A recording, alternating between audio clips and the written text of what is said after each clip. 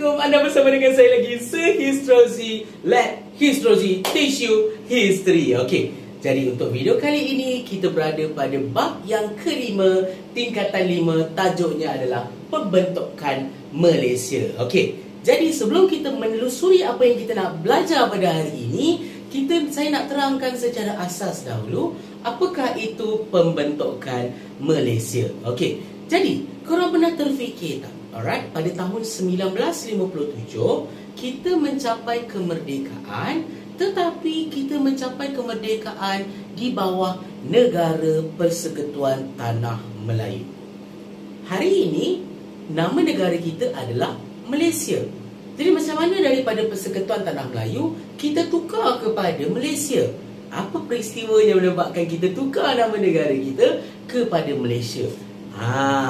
Alright, peristiwa yang berkaitan dengan pertukaran nama negara ini ada kaitan dengan bab yang kelima yang kita akan belajar, iaitu pembentukan Malaysia. So, apa sebenarnya pembentukan Malaysia ini? Okey, jadi apabila kita mencapai kemerdekaan 1957, kamu kena tahu ada beberapa wilayah, alright, di sekitar Persekutuan Tanah Melayu pada waktu itu yang masih lagi belum mencapai kemerdekaan, iaitu Singapura, Sabah dan juga Sarawak.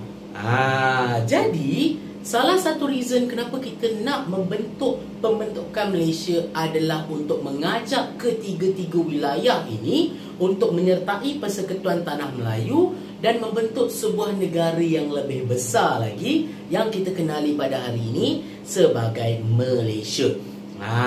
Dan itu adalah reason kenapa every year kita akan sambut 16 September iaitu Hari Malaysia, sebab nak memperingati gabungan tiga wilayah ini ke dalam Persekutuan Tanah Melayu. Okey, jadi itu adalah asas kenapa kita buat pembentukan Malaysia. Dan untuk video kali ini saya akan fokuskan kepada apakah rasional pembentukan Malaysia, ataupun maksud rasional kat sini adalah kenapa, mengapa, sebab kita buat pembentukan Malaysia. Aware dan juga selalu ingat dalam SPM kadang-kadang pembuat kertas soalan dia tak akan bagi soalan yang direct. Kalau dia bagi soalan yang direct tak apa, bagus, senang untuk kamu jawab. Tapi kadang-kadang dalam SPM dia akan bagi soalan macam mana? Dia akan bagi soalan, mengapakah pembentukan Malaysia berlaku? Yang kedua, okey, mengapakah penggabungan Sabah, Sarawak, Singapura dilakukan bersama dengan Persekutuan Tanah Melayu? Nampak tak? Apakah tujuan pembentukan Malaysia berlaku? Nampak tak? Tiga-tiga soalan yang saya sebutkan tadi mempunyai jawapan yang sama, iaitu merujuk kepada rasional. Apa sebab kita buat pembentukan Malaysia? Sebabkan itulah kamu jangan hafal perkataan rasional sahaja. Kamu kena tahu apa maksud di sebalik rasional tersebut. Sebab kadang-kadang dalam exam dia akan tukar bentuk soalan sebegitu. Alright, so jadi sekarang korang tahu dalam video kali ini kita nak fokus kepada kenapa pembentukan Malaysia itu berlaku, atau reason kita mengajak tiga-tiga negara tersebut menggabungi ataupun bergabung dengan Persekutuan Tanah Melayu. Okey, so ada 4 rasional yang kita akan fokuskan dekat sini, atau 4 tujuan kenapa kita buat pembentukan Malaysia. Yang pertama adalah disebabkan oleh keselamatan. Yang kedua adalah disebabkan oleh keseimbangan penduduk. Yang ketiga untuk kemerdekaan. Dan yang keempat adalah untuk pembangunan wilayah. Saya akan sedangkan satu persatu daripada keempat-empat rasional ini. Kita pergi kepada yang pertama, iaitu keselamatan. Okey, kamu kena tahu sepanjang orang kata career saya sebut career sejarah negara kita, sebelum dan selepas merdeka, negara kita mempunyai orang kata satu musuh yang banyak musuh sebenarnya. Ada banyak musuh, British, Jepun dan sebagainya.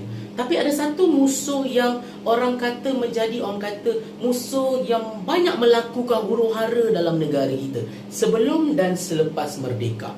Dan musuh tersebut korang dah belajar dah pada tingkatan 4. Dan siapakah musuh ini? Tak lain tak bukan, korang pernah dengar nama komunis. Jadi komunis ni telah melakukan banyak huru-hara di dalam negara kita. Sebelum merdeka sampailah selepas merdeka. Dan bila selepas merdeka, kita dah berjaya sedikit untuk membendung ancaman komunis ini. Sebab kita dah membentuk kerajaan kita sendiri. Jadi kita boleh, orang kata, boleh mengukuhkan keselamatan negara kita daripada komunis. Tapi walaupun kita dah merdeka, pemimpin negara pada waktu itu masih lagi orang kata risau dengan ancaman-ancaman komunis ini. Kenapa? Sebab pada waktu kita dah merdeka, Sarawak, Sabah dan juga Singapura masih belum merdeka. Dan ancaman komunis masih lagi berluasa di wilayah-wilayah ini. Jadi disebabkan itulah kenapa kita nak buat pembentukan Malaysia, supaya kita dapat membendung ancaman-ancaman komunis yang ada di Singapura, Sarawak dan juga negara-negara atau wilayah-wilayah di sekitar negara kita. Dengan cara macam mana kita ajak mereka merdeka di bawah negara kita, ajak mereka join negara kita. Jadi kita boleh letakkan pasukan-pasukan keselamatan kita di negara Sarawak dan juga Singapura, supaya kita dapat membendung ancaman-ancaman komunis di Singapura dan juga Sarawak ini. Itu adalah rasional atau sebab pertama kenapa kita buat pembentukan Malaysia. Okey, dapat dekat situ semua. Rasional yang kedua pula adalah untuk menyeimbangkan penduduk. Okey, pada peringkat awalnya, kalau korang nak tahu, idea pembentukan Malaysia ini hanyalah kita nak menggabungkan tanah Melayu dan juga Singapura sahaja. Kenapa tanah Melayu dengan Singapura je, sir?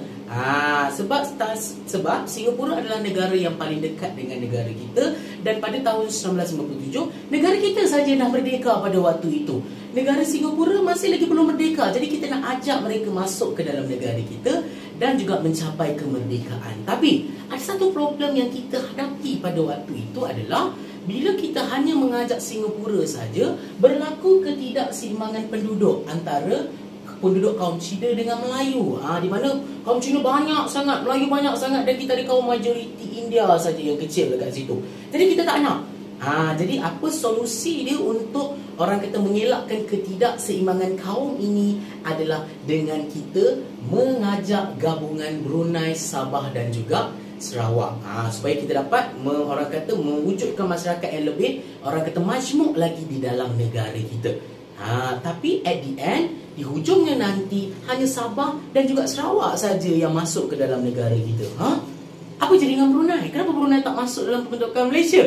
Kita akan belajar dalam video yang akan datang nanti. Kenapa Brunei tak masuk dalam pembentukan Malaysia? Apa reason dia? Ingat, kita akan belajar dalam video yang akan datang. Alright? Jadi itu adalah rasional yang kedua. Kenapa kita buat pembentukan Malaysia?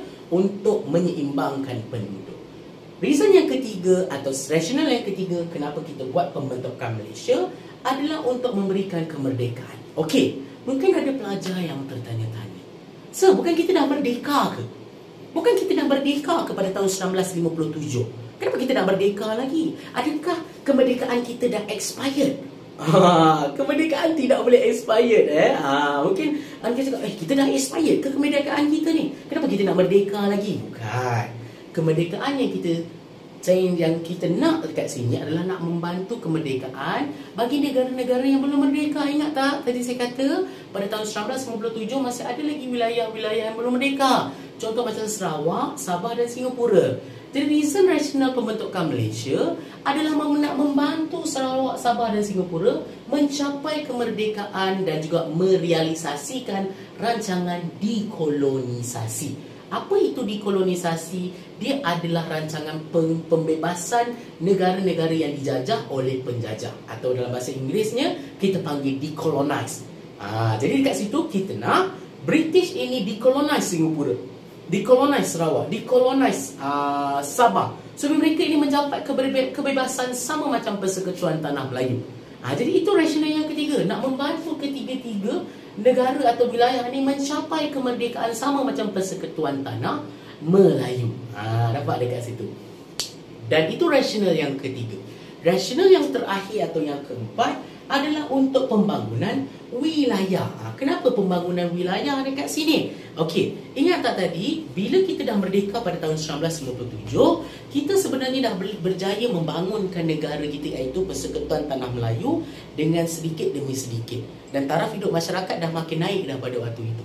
Tetapi negara-negara macam Sabah dan Sarawak pada waktu itu masih lagi tidak dapat membangunkan negara mereka sebab mereka masih lagi dijajah. Jadi salah satu reason kenapa kita nak buat pembentukan Malaysia, sebab kita nak membantu Sabah dan Sarawak ini mencapai pembangunan dan meningkatkan taraf hidup masyarakat mereka. Untuk meningkatkan taraf hidup masyarakat peribumi di Sabah dan juga Sarawak. Dan pembangunan ini kita fokuskan kepada pembangunan infrastruktur. Bila lebih banyak bangunan, beri peluang pekerjaan, bagi pembangunan sosial, tingkatkan ekonomi masyarakat di Sabah dan Sarawak supaya taraf hidup mereka dapat setara dengan penduduk tanah Melayu yang dah merdeka pada waktu itu. Nampak tak reaksi? Jadi itu rasionalnya kenapa kita buat pembentukan Malaysia. Nampak tak dekat sini? Jadi ini reason dia. Kenapa pembentukan Malaysia itu berlaku? Kenapa kita buat pembentukan Malaysia? Yang pertama adalah untuk keselamatan, untuk kita tumpaskan, untuk kita musnahkan musuh kita iaitu komunis.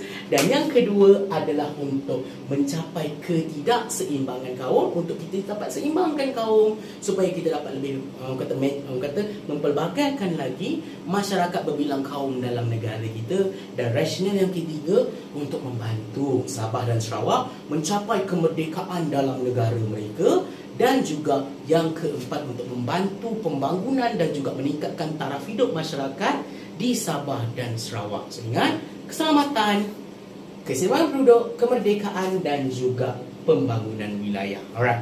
Jadi itu saja untuk video kali ini. Jadi kalau korang ada apa-apa topik yang nak kita bincangkan, nak saya bincangkan bersama-sama dengan korang, korang boleh turunkan di ruangan komen. InsyaAllah saya akan producekan video untuk korang. Alright. So kalau ada apa-apa soalan pun korang boleh turunkan di ruangan komen. InsyaAllah kita jumpa lagi dalam video yang akan datang dengan topik-topik yang lebih menarik lagi untuk kita bincangkan bersama-sama dengan saya, Sir Histrozi. Let Histrozi teach you history. Itu sahaja. Wabillahi taufiq wal hidayah. Wassalamualaikum warahmatullahi wabarakatuh. Bye.